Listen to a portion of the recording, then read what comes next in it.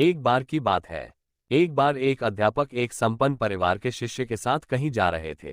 तो उस शिष्य को कुछ मजाक सूझी क्योंकि उसको रास्ते में किसी गरीब मजदूर के जूते दिखाई दिए। उसने अध्यापक से कहा, गुरुजी अगर हम इन जूतों को छुपा दे तो कितना मजा आएगा।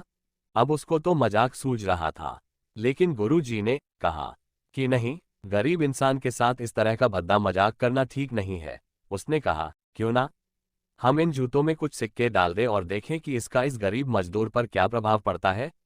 उन्होंने ऐसा ही किया। जैसे ही मजदूर अपना काम करके लौटा और उसने एक पाम अपने जूते में डाला तो उसको कुछ कठोर सा महसूस हुआ। उसने अंदर हाथ डाला तो उसको कुछ सिक्के दिखाई दिए। वो थोड़ा आश्चर्य में पड़ गया। आसपास किसी को देखा तो कोई भी दिखाई नहीं दिया। वापस उसने दूसरा पैर अपने जूते में डाला और वापस उसको उसमें कुछ सिक्के दिखाई दिए।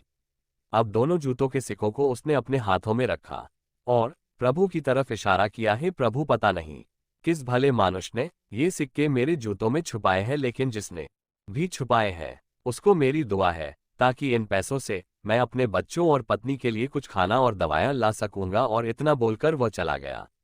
इस बात को शिष्य और अध्यापक दोनों सुन रहे थे। अब अध्यापक ने शिष्य से पूछा कि अब तुम मुझे बताओ कि तुम्हें कैसा महसूस हुआ, तुम्हारी पहले वाली मजाक या मेरा ये तरीका। तो उसने कहा कि गुरुजी, मैं आपसे क्षमा चाहता हूं।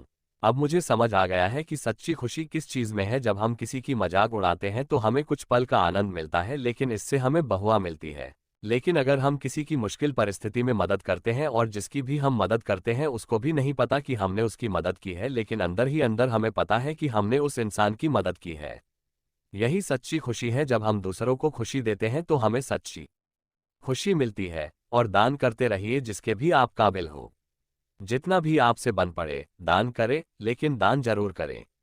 इसका मतलब यह नहीं है कि आपको कंपलसरी या अनिवार्य रूप से इतने रुपए दान करने ही चाहिए, क्योंकि हर किसी की जरूरत अलग अलग हो सकती है।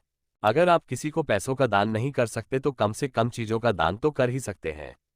मुझे पूरी उम्मीद है कि यह हार्ट टचिंग स्टोरी आपको जरूर अच्छी लगी होगी।